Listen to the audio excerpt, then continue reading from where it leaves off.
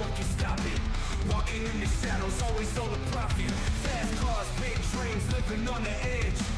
Haters talking trash, but we ain't even faced. Just some rebels with the cars, breaking all the rules.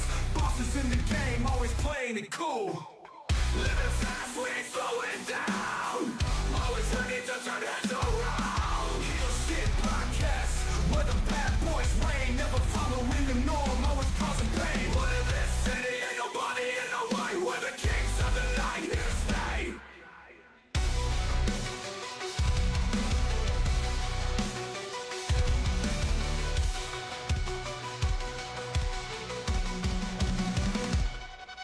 Chasing that money, living for the thrill, aiming for the top, gotta make the kill. Street smart, no room for the weak. Cross us once, you'll feel the heat. Taking what we want, we don't ask for permission. Running with the wolves, a dangerous coalition. Living on the edge, no time for hesitation. Heal shit podcast, where the bad boys reign. Never following the norm, always causing pain. What in this city, ain't nobody in the way. We're the kings of the night, here to stay.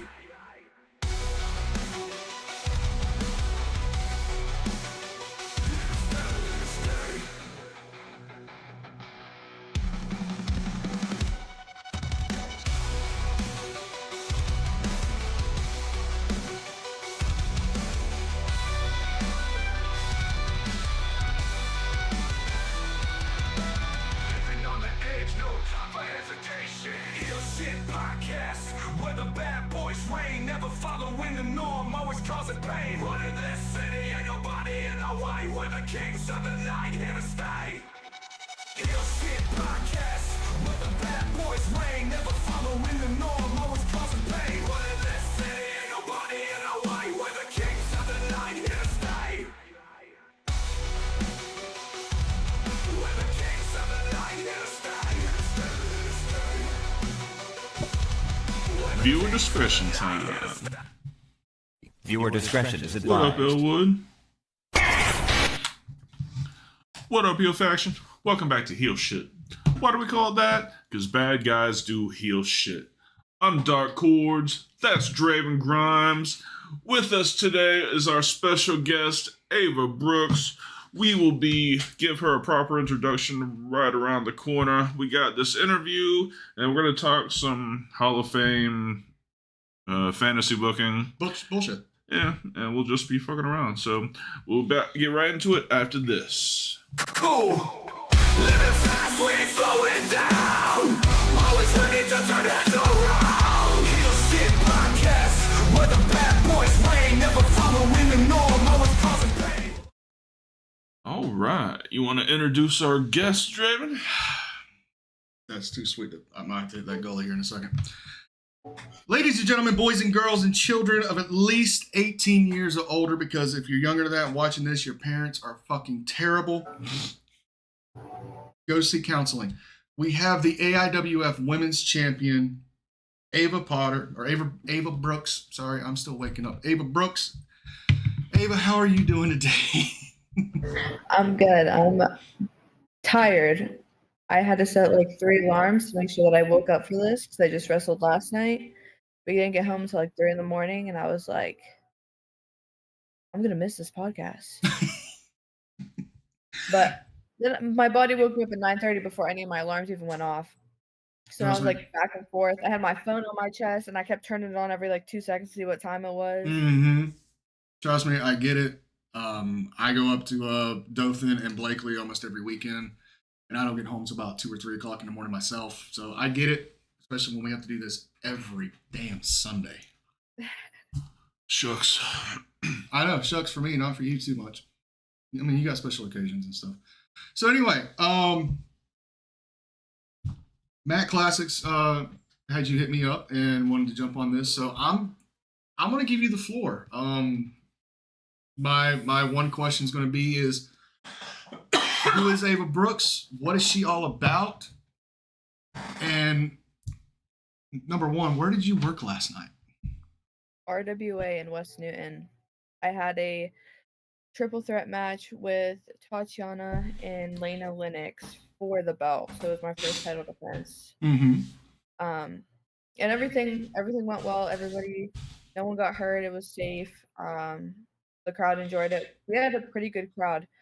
Um, Actually, almost all the shows, like I was surprised. Every show last night that I knew about had a pretty good crowd, and we were all pretty close together. Mm-hmm. So it was really cool to see everybody show up and support indie wrestling last night.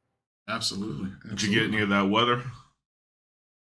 So there was supposed to be a ton of rain yesterday, but that's actually happening right now. Yeah, So I keep it's feeling on. it against my wall. It's on its way here as well. We're probably going to get it in the next couple hours, so I completely understand that. All right, so floor is yours. Anything and everything you want to say. There's no limitations on what you can say, short of wanting to kill somebody. Floor is yours. Okay, so I guess I'll start at the very beginning for me. A lot of the people that I wrestle with or trained with grew up watching WWE, and that wasn't really the case for me. So I feel in that sense, I feel really close to. Not feel close to, but I relate to Chelsea Green because she didn't grow up on WWE either. Mm-hmm. I didn't really get into the whole thing until I was 14, and I actually discovered my love for indie wrestling before I really started watching WWE. So I kind of went backwards a little bit in the sense of what I'm doing. But nonetheless, whenever I was 14, I went to an indie show. I saw Katie Arquette. I was like, this is what I want to do. Loved watching her in the ring. Still very close friends with her to this day. She actually got to debut me on my 18th birthday. Mm-hmm. If I could have started training at that moment, I would have. But obviously, we still have a sports commission for wrestling, so I couldn't get into a ring until I was at least 16 with parent consent. Right. So my mom had to sign the whole waiver and everything. They're like, promise I won't sue if my kid gets hurt. And it's probably a good thing she did because I got hurt a good bit. You too. My first training school got hurt a good bit, and then the last time I got hurt, it was 3 months before my debut, and I had the largest hematoma on the side of my leg. And whenever it happened, it literally felt like I got shot. I don't know what being shot feels like, but that's what my brain immediately went to. I was like, "Oh my god!" It was the worst pain ever. That's We thought fairly that accurate. we thought that I had fractured it. Thank God that I didn't. So it was a lot of ice therapy, trying to just rub it out. Because he was like, "I want to drain it," and I was like, "You are not sticking a needle in my leg. That is not." So yeah, I had once I got cleared, I had 3 months, and I left the training school I was at. I was just kinda over it at that point. But I was still going to shows and helping set up rings because 'cause I'd been doing that since I was 14. I was still figuring out ways to be involved in some Yep. way. Good. So, I'd lead ring crew, I'd set this ring up, and then I'd get in with whoever would wanna get in the ring with me, and I'd just roll around, train, make different combinations, figure out my move sets, stuff like that. I feel like the hardest part for me was trying to figure out a gimmick because I was like, "Oh, I've been an athlete my whole life, so I had the athleticism." So I was like, "Oh, I can do all these fancy moves." But they're like, "Ava, you need a character because whenever you shoot your promos, you need something that you're not going to be Ava Potter, you're Ava Brooks now." Which originally wasn't the gimmick that I was going to go with, but it kind of worked out that way because I was a backstage correspondent before I debuted with the company I debuted for. So I had this whole idea of this Viking goddess. I was gonna be called Astrid. Um, we had the logo, everything, and then we like cut it real quick because usually whenever you're debuting, you're not winning a ton of your matches. You might win one here or there, but we didn't want to bury that gimmick. Mm-hmm. So, um, and I might go back to it in the future, but I really like what I'm doing now with Ava Brooks. And the only way I can describe her is Ava Brooks is literally me. Whenever I'm a face, it's like how I was when I was younger in school. I was very bubbly, very like wanted to talk to everybody, laughed a lot, smiled a lot, whatever. Mhm. Then when I'm a heel, it's like how I actually feel about people now. Like I I like people, but I don't like people at the same time. Like there's a point where I'm just like, get the fuck away from me. Like I just can't do it. Um so whenever I make that switch, it's I'm better than you. Kind of how like MJF rules, but not as intense. I don't try to make people cry. Um Very confident myself, just like that teenage girl in high school that you wanted to be friends with just so that she would leave you alone. I mean, that's like the only reason I she was popular. felt that in my soul. So that's kind of how I go off of that, and it's so much easier for me because it's like it's kind of how it's usually when you hear about a character, somebody says it has to be you either turned up to 10 or nothing like you at all. So the me turned up to 10 works so much better. Um and yeah, so that's how that whole thing happened. So it Well, was let's almost a slow year down a ago. bit. Where did you have your where'd you train? It was the facility in Johnstown. Okay. Um I trained with our head trainer was his name's Nomad, and I love Nomad. He did everything that he could for me, but I feel like it just got to a point where, at least for me, it felt like I learned everything that I could to their ability. I was the only girl there, and I was training with two guys, Tony and Hunter. I just tried to combine their names. Love them, great guys, but it was just like they were so much taller than me, and we were all learning together, so it was a lot of mistakes obviously happened, and then that's how I ended up getting hurt, and I was just like, I think it's just best to step away, and I'm still friends with all of them to this day, Mhm. um, but it was time for me to move on, so whenever almost a year to the day, I found out that I was debuting against Katie Arquette, which was a full circle moment for me. I remember crying, and I was just like mind blown because I wanted it to happen so bad, but I didn't know if we were gonna be able to make it happen because she's very, very busy. Mhm. Um, so yeah, that I couldn't have asked for a better debut, and I actually got sick during that match. Everyone's like, "Oh my god, I love that match," and they're like, "What did you do when you disappeared under the ring?" And I was like, "Got sick," and then I came out and I finished the match, and everyone was like, "To be honest, I would have ended it," and I was like, "I was not ending my debut match halfway through. I Mhm. was not doing it just because of some nerves," and I knew that's what it was. I wasn't sick or anything, um, but I was like that. I played basketball for, like, 7 years, and every game whenever I was in elementary school, we'd play on Sundays or Saturdays, early mornings. They'd put me in, I'd run the court once, I'd have to throw up, and then I'd be fine. Like, Hmm. I don't know what it is, my nerves are just that bad. Luckily, I don't do that anymore. Mhm. I still get very nervous when I wrestle, but it's not to that extreme. But yeah, so we did that, and since I had stopped training the 3 months before, like, consistently, we used me and Katie's match as a, like, physical test to see where I was and what I still needed to work on. Um, and then from there, we identified those problems, and I switched to Rise with Brandon K in Uniontown. Best trainer ever. He's so understanding, but at the same time, he's like, if you're fucking up, he's like, come on, like get your shit together. Like, be Mhm. so for real right now. And then Glenn Spector is one of our head trainers up there now too. So I've been training up there since I think July. So we're getting pretty close to a year. Um, and then like 2 days ago, I just hit 9 months of my actual career. So that's soaking everything in that's happened. Mhm. I had to like take a step back for a second. I was just like,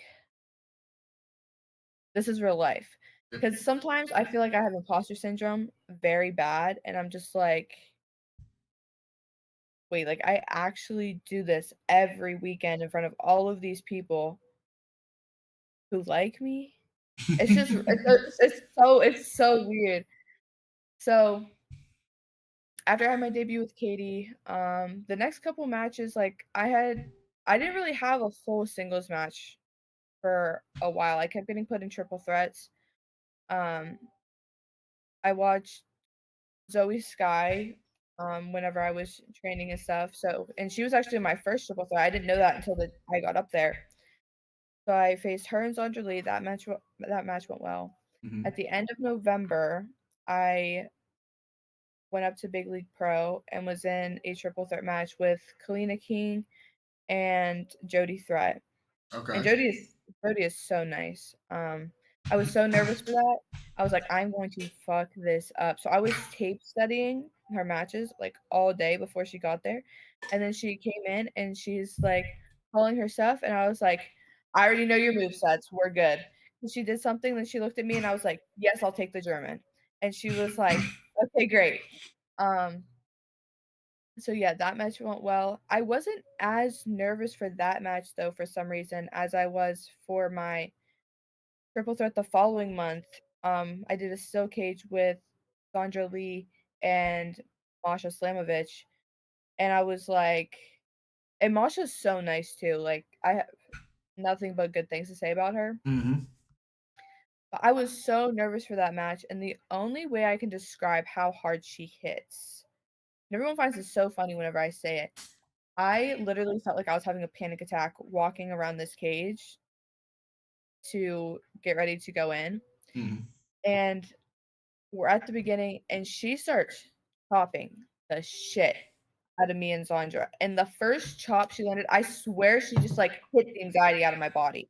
Like I was just like, oh, like I'm good now. Did the match, we went back, and that day was so hectic because originally I wasn't even supposed to be in the cage. I was supposed to have a singles match with another girl I know, but she couldn't make it. So then, the actual match was supposed to be a tag match with Hollywood Haley J, JC Storm versus Masha and Zandra Mhm. in this cage. Haley couldn't make it. Then they were like, okay, Ava, you're gonna be JC's partner. And I was like, okay. Then JC's plane kept getting delayed. So then she didn't make it in time. So it's like, okay, now it's a triple threat. So we had like 3 different versions of this match that we could have gone with.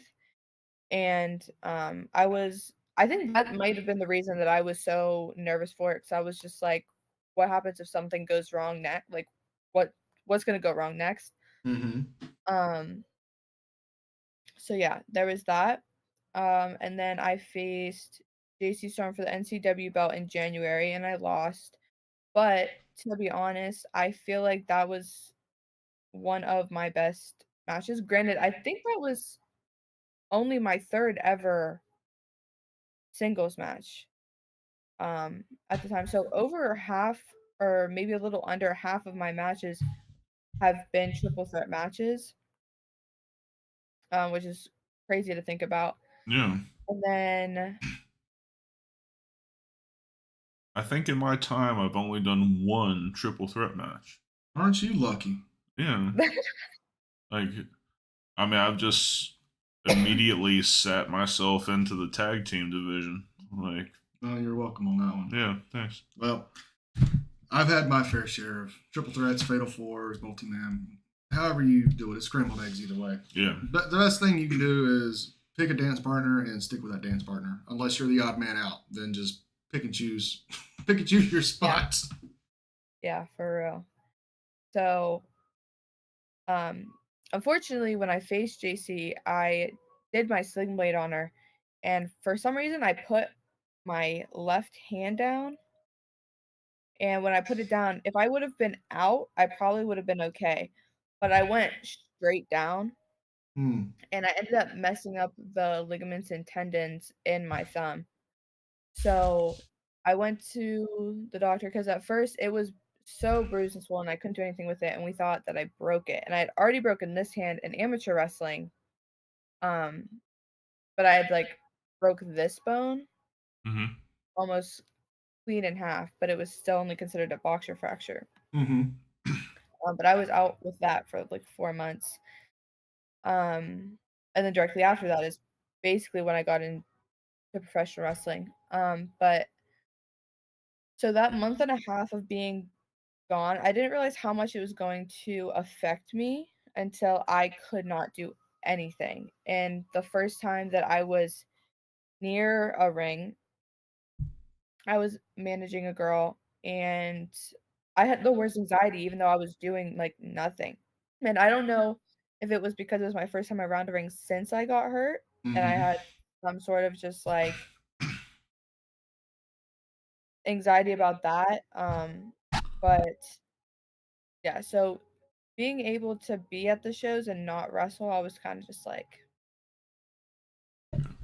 not I don't want to be here, but I'm like, it's a little less enjoyable for me to be here when I'm not being able to do what I love because I know I physically can't. So then I get a message from Nick Russo, who basically runs all, unless I've dealt with the promotions, if they're like completely out of state, he deals with my title defenses that way. Mm-hmm. Um, and he messages me and he says, "Hey, so I have you versus Claire Carter for the women's belt, but at this point, I don't know that I'm winning it. For the women's belt in North Carolina on March 2nd." I was like, okay. I didn't realize how much of an outreach AIWF had until after I won the belt. Right. And I was like, what the hell is going on? Like, I had all these people messaging me. He sent me literally a list of podcasts to reach out to. You guys were one of them. And I haven't even gotten through that list. But like, I don't have a free day left in March now. I go back to school tomorrow. Mhm. So I'm like, Mondays and Wednesdays, I can't do podcasts because on Mondays and Wednesdays I also have training directly after school. And Right. if I don't make it to training, because it's 2.5 hours away one way, so sometimes gas money is just not there. I understand But that. I'm still going to the gym after school. So I'm still technically training in some way. But yeah, I don't have a free day left in March. I might have one somewhere. But I couldn't even tell you what day that is. Right. So yeah, like it was like 3 days later, maybe not that long, and he goes, "Oh, and also, Matt wants you to have the belt. He wants a new face on it." And I was like, "What? What are you what?" And Mm-hmm. I am such an overthinker. So the first thing I thought about was, okay, I met Claire before I even debuted when her husband wrestled at my school's old promotion. Well, it's not old promotion, they're still running, but old to me. And I'm like, how is she gonna feel when somebody who is only 8 months in, only has a handful of matches in, is coming in and taking her world belt? If it was one of, like, the sub belts, I think that I would've been like, "Okay," more understanding, but, knowing that it was when I realized that it was the world belt and that it could be defended everywhere and all these opportunities that were opening up, I was just like, "How is she gonna feel?" And she felt great, to be honest. She was, like, the nicest person ever. She was Mhm. like, "You wanna take some pictures with the belt, like, before we go out and you're a mess?" And I was like, "Yeah, sure." I'm So never gonna say no. so, yeah, that match was super fun. It was probably the coldest that I've ever wrestled in, even though we were in North Carolina. We were in, like, this barn type thing, but it wasn't a barn because there were bleachers, Right. and then the front door had a tarp so the wind could still come through. And I think the wind was what made it worse, and I forgot my gum at home. I'm 7.5 hours away, and I forgot to ask my mom if we could stop to get some. I always have to wrestle with gum in. If not, I will get sick because my mouth gets super dry, and I feel like I can't breathe, and it's just I a mess. understand that. So I get that. So I didn't have my gum, and we're going through this match, and I'm like, "Girl, I'm gonna be sick." And she was like, "What?" I was like, "I'm going to get sick." My mouth was so dry. Um, and she was like, "Okay," so we slow it down, we get through the match, whatever. I win. Everyone's like, and we didn't know how the fans were gonna respond to her because she hadn't been there in so long. But so they cheered for me a little bit. They were still unsure, obviously, because I came from fucking nowhere. Mm-hmm. And then Clara comes out, and I remember they like erupted. And I remember saying to myself, "Oh, they're gonna fucking hate this."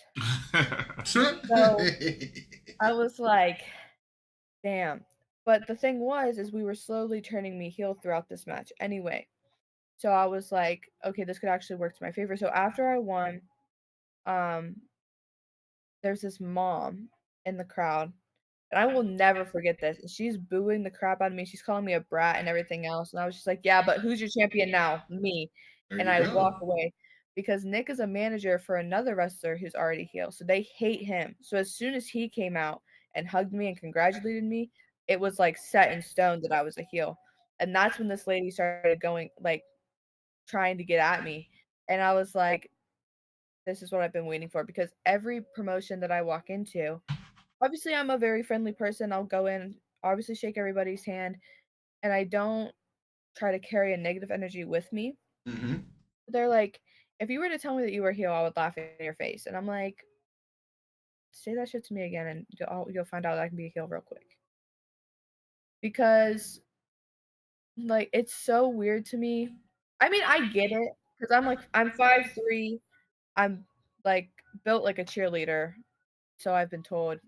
I don't know if I should take that as a compliment or not, but whatever. Um, and I'm just like, okay. So as soon as everybody saw me at first, they thought I was like a cheerleader gimmick, which is really funny because I have a match Friday at a charity show in Greensburg. We're doing it for their pit campus. Mm-hmm.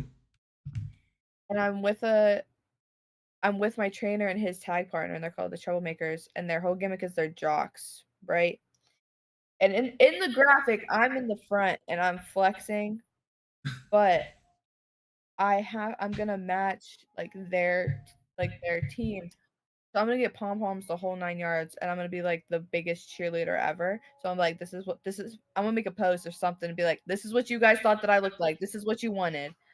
Um, but yeah. So whenever I found out that I was facing Katie, it was actually at this pit show last year. Mm-hmm. So it was like a full circle moment. I led ring crew that day because they have their own like. This is the first time that I think this is the only one that I know of, but this college literally has like a wrestling club, and their club presidents from like 2 years ago, maybe something like that. But like they run this club, and they have like 19 members, and they come in, and I'll like lead them and teach them how to set up this ring, and it is such a cool experience to do because one, I don't have to lift any heavy metal. Always a Hate plus. I hate doing that. I'm so small. Um, but yeah, so I'm really looking forward to that. Um, I don't know when my next title defense is gonna be. I have a match at PCWA in Pennsylvania the 29th. And I'll have the belt with me at the show, but I don't think the match is for it. Mm-hmm. Um, and I also don't know if I'm gonna be heel or face because from the sounds of it, this girl is like face. Hmm. But yeah, I don't know. So that's gonna be interesting.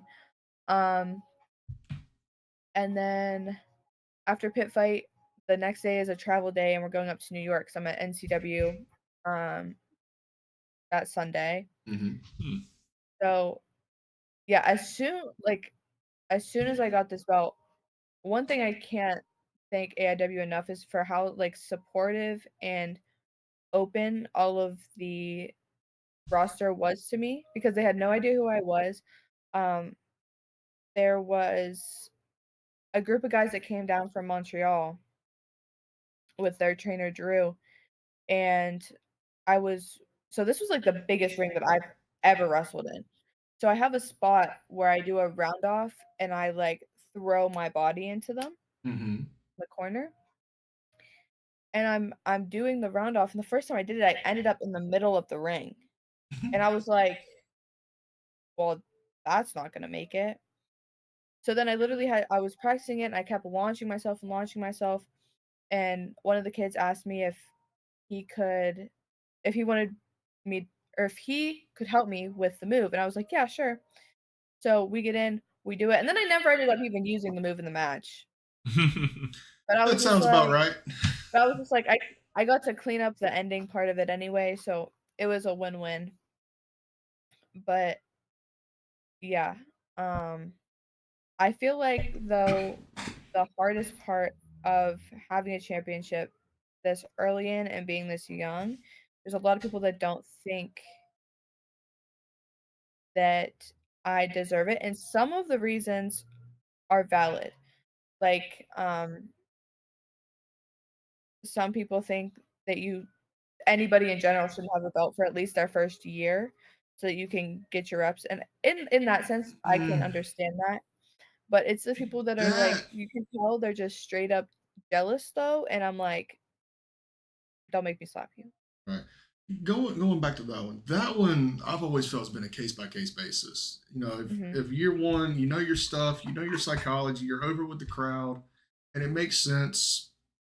Fuck it, why not? What's the worst that's going to happen? It flops, and 3 weeks later we turn the belt over to somebody else or go back to the original champion. Like, that's the good thing about pro wrestling. You can write this stuff in, experiment with it, and if it don't work, cool, we'll try something else. If it does, awesome, let's run with it. Right. Yeah. All right. Well, why don't you tell everybody where they can find, or not? What the hell? Well, maybe she'll come back. But I say we go ahead and there just... she is. Sure. Yeah, I don't know what happened there. What did you do? I didn't even touch anything. I was just like, they disappeared. See, I'm not the only one. Whenever I have to do... my hands like this. I was like, I didn't touch anything, I promise. Whenever I do stuff remotely in my office, that happens from time to time. And he always thinks it's my stuff. It's not my stuff. It's just the program. My apologies. Fuck you. So anyway, tell everybody where they can find you and where they can see you next. So, cool. For the rest of March, show-wise, I have Pit Fight this Friday, and then I'll be up at NCW on... I don't even know if I'm supposed to say that, because I don't think they announced me, but I'm not wrestling. I'm managing somebody. Fuck it. It's just a podcast. Oh, well. They're not going to Anyway, so Pit Fight, NCW on Sunday, and then PCWA on the 29th. And then April, I'll be at Rise, RWA, and I'll be going back to RSW on the 26th of April, I believe. And I think Rise and RWA are the 5th and the 12th. So, that's all of that, date-wise. And then my social medias are officially Ava Brooks anywhere. And I always tell people, if you can't find me on a social media for some reason, if you go into Google and you put Ava Brooks Professional Wrestling, my Facebook, X, Instagram should at least show up. And in those bios is my link tree that you can literally find out like anything.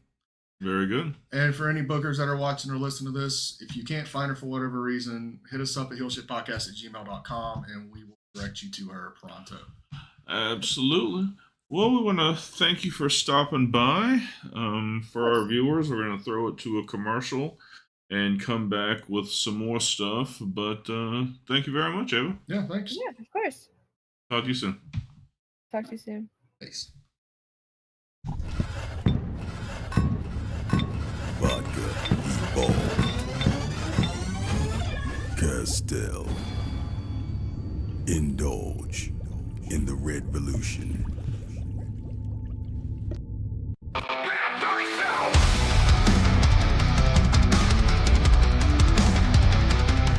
Bad guys do hill shit, no one can stop it. Walking in the shadows, always on the profit. Fast cars, big talking trash, but we ain't even faced. Just some rebels with the cars, breaking all the rules. Bosses in the game, always playing it cool. All right. Once again, we want to thank Ava Brooke for hanging out with us. 100%. That was fun. That was fun. Yeah, absolutely. So again, in case anybody wants to contact her, go find her on Facebook, Twitter, because I refuse to call it X. And like I said, if you can't find her, get a hold of us at heelshitpodcast@gmail.com or hit me up on the Draven Grimes Facebook page, and I will direct you accordingly. Yes, sir. Yes, sir, very much. So, we had started a kind of an interesting conversation last night. We came on stream last night and I drank beer and I'm we still fucked waiting around. on you to tell me why. Why what? Ain't nothing but a heartache. That's the second time in 2 days you've walked into it. God damn it. Oh, well, I just want it that way, I guess. I guess it was a mistake. Jesus. So we were talking about the Hall of Fame. Was that what you want to talk about again today? Yeah, I kind of want to just touch up on it because for anybody looking for that live stream last night to go to audio podcast, you're SOL. That was just us, wife free, kid free, just wanting to hang out and chill, and we thought, fuck it, might as well go live and just see what happens. Yeah, we were talking about the Hall of Fame. It started off in the WWE Hall of Fame, who was officially announced already. Nothing new has been announced in the 16 hours since we recorded. Correct. So it's still Triple H, it's still Michelle McCool, and it's still Lex Luger. At least two of those three, well deserved. One of those questionable because it's not Victoria.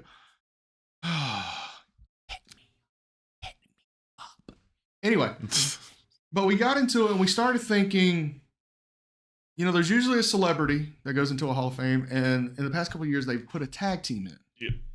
And it started off with a tag team, and I gave you what rumors I heard about Demolition and Earthquake and Typhoon, but we kind of veered off and started what other tag teams is there right now that are not in the WWE Hall of Fame that we can put into the Hall of Fame, whether it's due to Legends contracts, whether it's some sort of verbal agreement, or if they're even working for another company that we're partnering with. Well, I say that they're partnering with right now. Hello, Chicken and Waffles. How are you? All right. My compliments to the chef. So I want to revisit that and see if after sitting on it for a little bit with a good 6-pack of beer in you, if you've thought of anything further, if you kind of disagreed with what we were talking about. The Midnight Express is in the WWE Hall of Fame, as well as the APA Bristol. That was the only time Jim Cornette showed up on WWE television in the last decade. But thanks for your input. Yeah, definitely, brother. Definitely.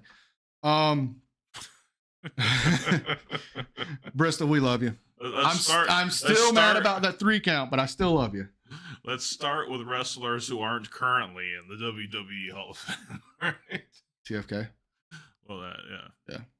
Anyway, so I sat on it. I stewed on it. Somebody brought up the New Age Outlaws. Okay. I think that was Big Johnny that brought that up in the chat. I sat on it for a little bit and I thought about it, and I'm still at the opinion of what they've done after their initial run and coming back and helping everybody. I'm still not quite convinced that they deserve a spot in the Hall of Fame, because they already are in it as a part of DX, and I think that was the biggest high mark of their career.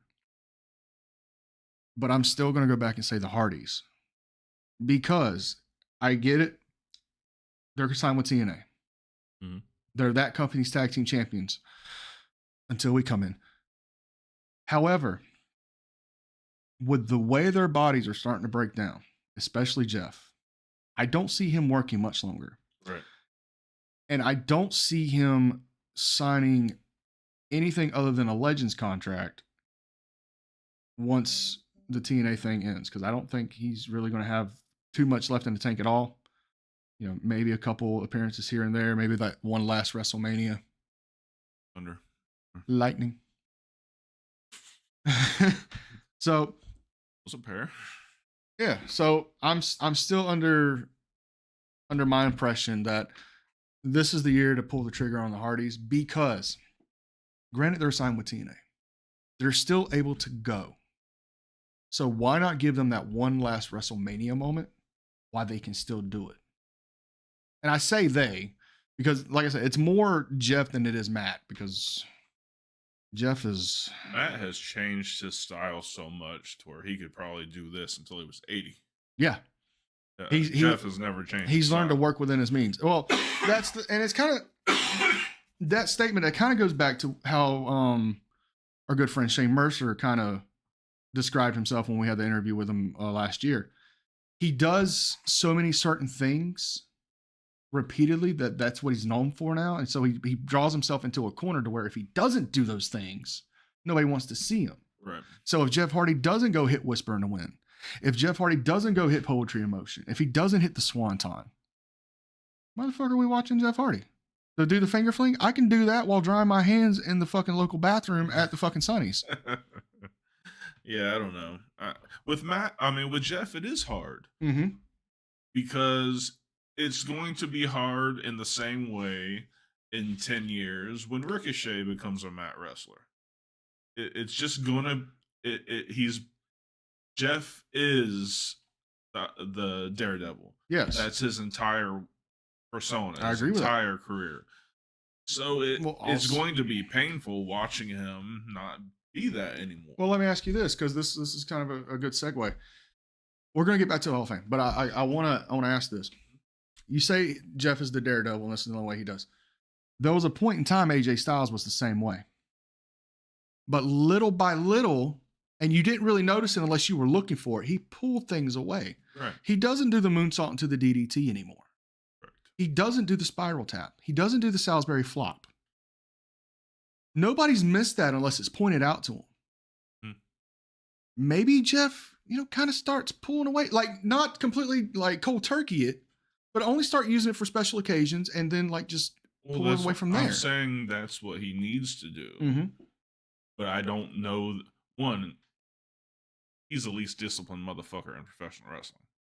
Have you met Ricky Autistic? Unfortunately. And he's no longer in professional wrestling. As far as I know. Could be. I got clips. Fuck. Anyhow. The arm wringer matches. The arm wringer matches. That's the most technical thing in those matches. Arm ringers. Yep. So I don't know. He needs to start doing that. He needs to add something. Bring some stuff back. Yeah. I remember when he was in TNA, he started using. Basically, it's Rhea's standing cloverleaf, that inverted one that she stands up with. He started using that a little bit. Yeah, in TNA. He did it like 3 or 4 times. Never really got it over. He started doing like the leg sweep version of a flatliner, kind of how Ken Anderson does his as his finish. Didn't really get it over. Like, he has moves in his repertoire, but he's so... What's the word I'm looking for? My brain just went blank. He needs these moves in his match so much that he's drawn himself in that corner. He needs to hit Poetry in Motion. He needs to hit the Whisper in the Wind. And half the time he hits Whisper in the Wind, he catches nothing but a straight fucking back bump off the top rope. Yeah. To me, it's a beautiful move, but it's a pointless move at this point. Yeah. I mean, even with the Swanton, pull that back some. Only save it for special occasions. Finish it with the twist. You got a stunner version and a cutter version. Right. Like, they're there, but you feel in your head that you have to rely on these moves to get over. But I think that's him in his head. Mm-hmm. I think that if he even just does one of those moves every match, that would be enough for the fans. He doesn't have to do a Whisper in the Wind and a this and a Swanton and a 15-foot ladder. Yes. And I 100% agree on that. shit. I agree 100%. So yeah, but I don't know that he's disciplined enough to do it, and I think he looks at it as a badge of honor that he's still doing that shit. Or, and it's the same thing that I fear for Darby Allin in 10 years. Right. He's addicted to the adrenaline rush. That Well, if he yeah, that I if he mean, doesn't obviously- hit it, you know, he doesn't get that high, so to speak. I mean, obviously he has addiction issues. And Which he's been doing good the past couple of years. I will give him that. correct. But if you're genetically predisposed to have addictions, you do have to fill it with something. I agree with that. So maybe the adrenaline is that. I mean, maybe I don't know, but if he wants to wrestle more than another 3 or 4 years, he needs to get smarter about it. I agree with that, but I'm fearful that he just won't. I mean, Matt Hardy 20 years ago started changing up his shit. Remember that leg drop he did off the cage on Edge at I want to say it's Unforgiven 04. I want to say that's the pay-per-view. Anyway, it was a pay-per-view that him and Edge did the steel cage to kind of finish things off. That's the last time he did that leg drop. Yeah. From there on out, you know, he had that limp for 3-4 weeks. So he converted from like the second rope leg drop just to a second rope elbow to the back of the head. Switch shit up, man. I mean, yeah, you can hit your greatest hits if you need to. You're still going to see Matt Hardy hit a fucking moonsault on occasions. You're still going to see Matt Hardy hit a side effect on occasions. You're still going to see him pull the ice pick out on occasions. It makes it special to see. Right. And Jeff needs to kind of get that in his fucking head. Otherwise, in the next 3 years, he's either going to injure himself to the point he has to retire, or he's going to kill himself. Because I don't know about you, but I was watching those matches on Rampage and Collision with him. And those swantons, they look dangerous. He damn near sandbagged himself on those swantons. Yeah. It's time to evolve. Yeah, definitely. But getting back into the Hall of Fame thing, Right. we went on a whole fucking tirade. I apologize. My pick's the Hardys because they have a working relationship with TNA at the time. Right now, they have that opportunity to do the Hall of Fame and do a WrestleMania moment one last time, guaranteed. I can't really think of anybody else right now that will A, draw the money and be more deserving. Yeah, I mean, I guess with the announcement of their Legends deal this year, we had always thought that Demolition was going to be this year's tag team. Right. So I personally would rather see the Hardys because, I mean, they were done after WrestleMania 1, which was in what? 84. 84. So we barely saw the Demolition work. Well, we saw them here and there. Right. In the later 80s, but it was not Demolition. They brought in a third person to fucking be the workhorse in that group.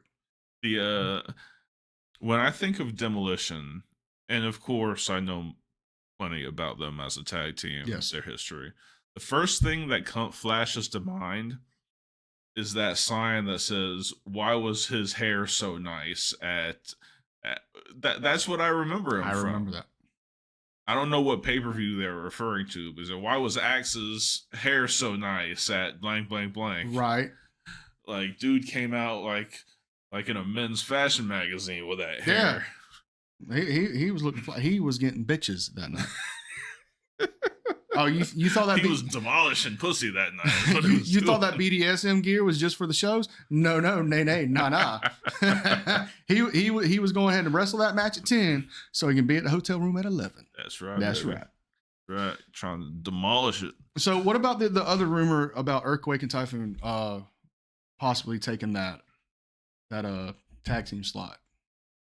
Do you feel that they've done enough in this business? No. And I don't know why I feel that way. I'm the same boat. But I don't think of them ever when they say, who was a great tag team during this era? Who was a great tag team? To me, the Rock and Sock connection should be in there before fucking Earthquake and Typhoon. You want The Rock to be in the Hall of Fame? Ooh. No, I want Mark that time. I want the sock to be in the Hall No. of You Fame. said The Rock and Sock. I know. You can't have one without the Hey, other. talking about being able to draw money and the pops that they got, the Rock and Sock connection.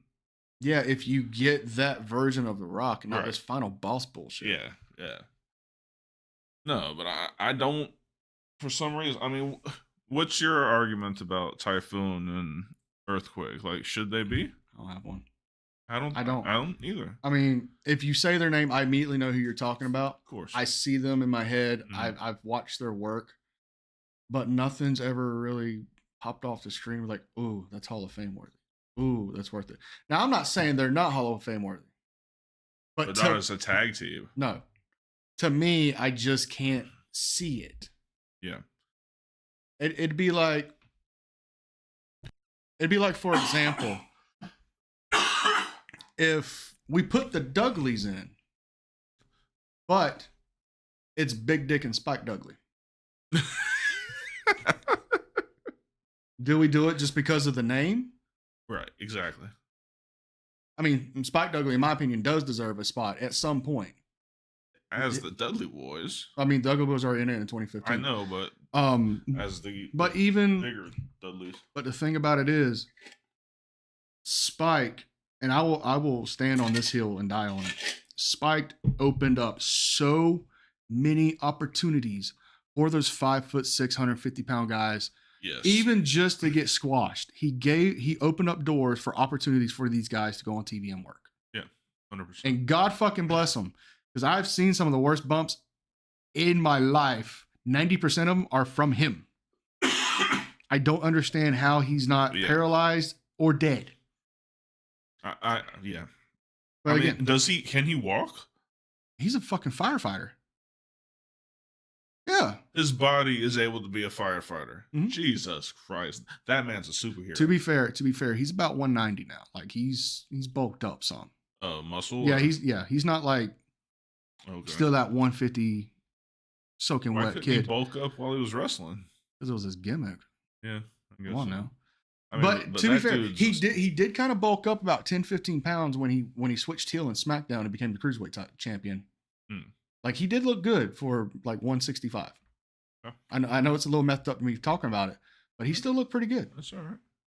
But yeah, I don't see Typhoon and Earthquake being in there as a tag team. Singles, one year, one next, just to fill a spot. Yeah, sure, Yeah, I sure. can understand that. But yeah, I don't think. So who are the great ones that are not in there yet? We're talking Besides the ones we've named, talking Edge and Christian. that's the first name that pops up. I want What to. about the Rockers? I Like want to this say the Rockers. Marty's just too fucking unhinged. one? Yeah, I don't because he of couldn't come to the fucking ceremony. because of his mental state, and I follow him on Facebook, unfortunately, and he put some off the wall shit, like Sean Morley levels of off the wall shit, Jesus. just not politically. Unless all those fucking headshots are just set in, and that's just who he is now. You know, you're not going to see the Rockers in the Hall of Fame unless it's like a solo induction with Sean taking the induction for both of them. Right. But at that point, I kind of want to talk about that. To me, if you're in the Hall of Fame, you're in the Hall of Fame, right? Okay. What's the point of getting inducted twice? Just recognition. Still though, like that to me, that was kind of cheesy. I mean, did the Rockers themselves do anything fantastic? They They- kind of changed. They changed the economy of how tag team wrestling was in Right. the early 90s. That I get. So yeah, I think in that case they should be in there. I still say that tag team title change that's not acknowledged by WWE should still be acknowledged by WWE. They won the titles on a botch against the Hart Foundation at a house show. And the next night they had to change the titles back over. Right. So it's not acknowledged. But it's not their fault Jim didn't kick out. The referee did what he's supposed to. Because I promise you, if you ever fucking referee that counts to 3, that's it. Granted, it's at a house show, but everybody knows about it. Because it was in the same fucking town the next night. Right. Otherwise, if Well, it wa- back in the day, you could do that, But but if- now it's No. on YouTube immediately. No, I can't. I'm not behind it, dude. I still say that tag team title run should be acknowledged, even Yeah. if it was 24 hours. I agree. But as a tag team themselves, other than, kind of changing the dichotomy and opening doors up for guys like the Young Fucks and shit like that 20 years down the line, I don't see it. I don't see them putting them in the Hall of Fame. Yeah. Edge and Christian, that's the first thing that comes to mind. It's not the Hardys, because if it wasn't for the Hardys, if it wasn't for Edge and Christian, if it wasn't for the fucking Dudleys in the late 90s, early 2000s and the TLC stuff, God knows where fucking tag team wrestling would be. They put tag team wrestling on the fucking map. As good, I won't say better, but as good as the Steiners did and as good as the fucking Road Warriors did. I mean, some could argue better, but in the era that the Road Warriors worked and in the era that the Steiners worked tag teams, they're all significant. Yeah, that I agree with. Really, I mean, if we're talking about, so do we count people outside of, because Antonio Inoki is in there, isn't he? So is the Great Muta. Well, So is Juice and Thunder Liger. right. And legitimately, Juice and Thunder Liger had one match on WWE TV Yeah. at an NXT takeover against Tyler Breeze, and it was the Drizzling Shits. Yeah. So if we're counting what people have done outside of the WWE, you have to say the Good Brothers. Not yet.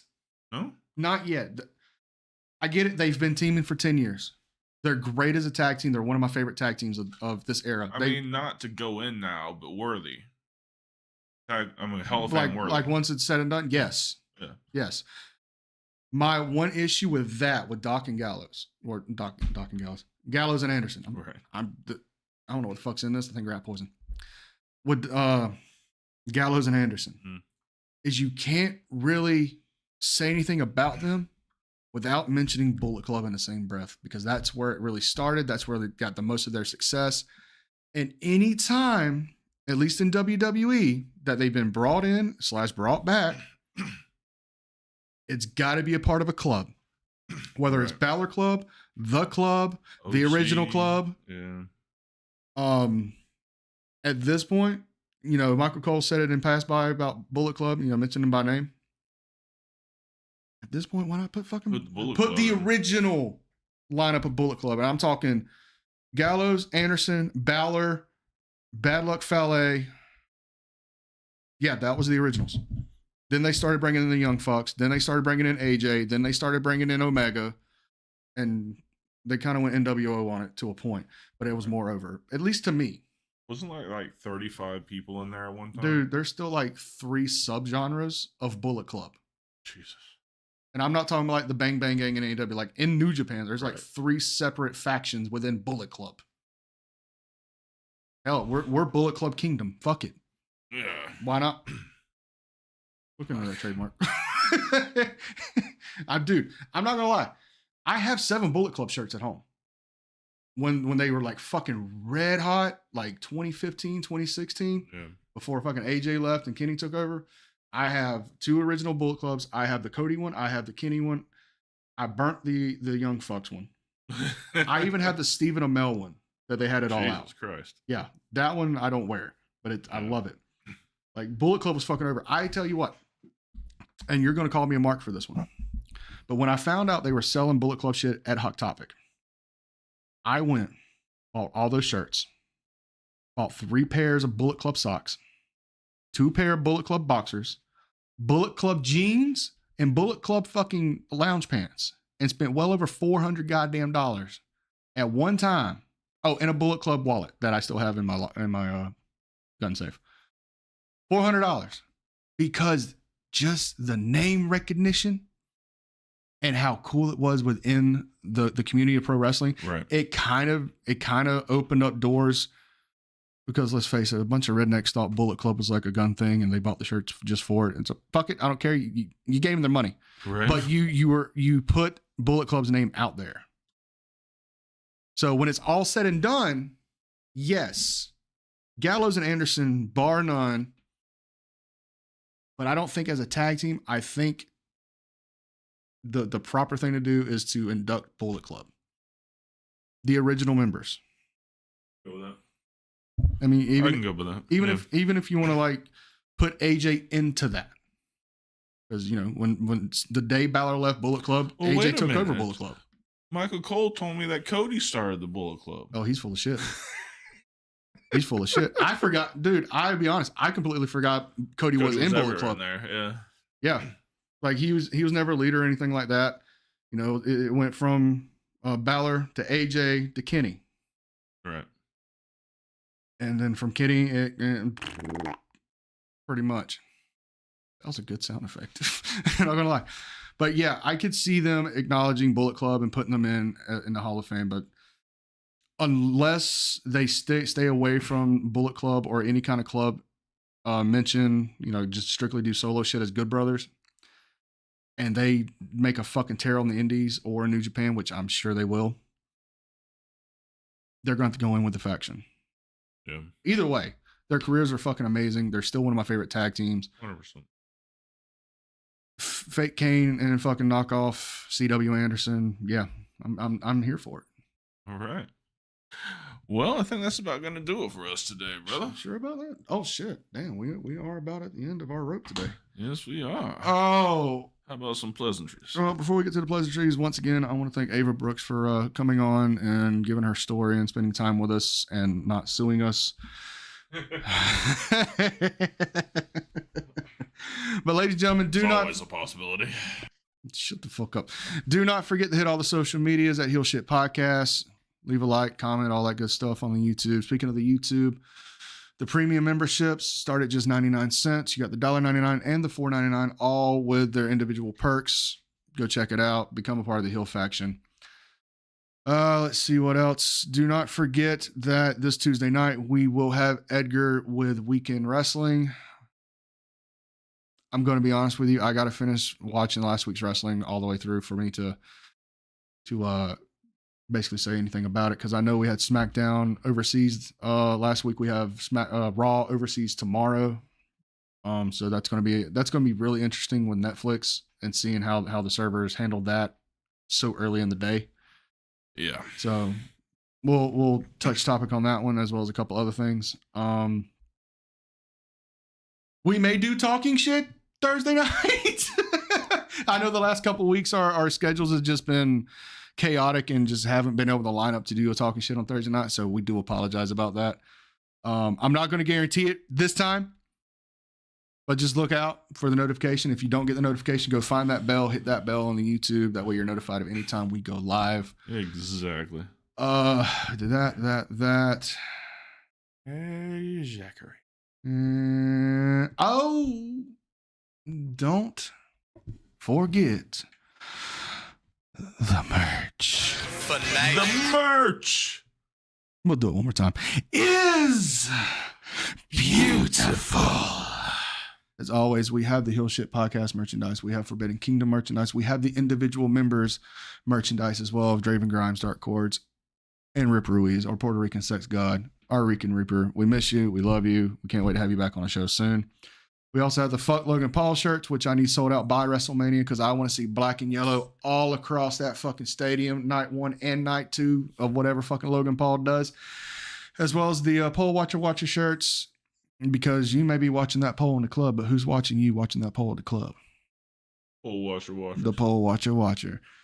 Cups, shorts, hoodies, shirts, tank tops. Johnny, we have not forgot about you because I know you fucking watching and or listening. We're working on the tank top situation as we speak.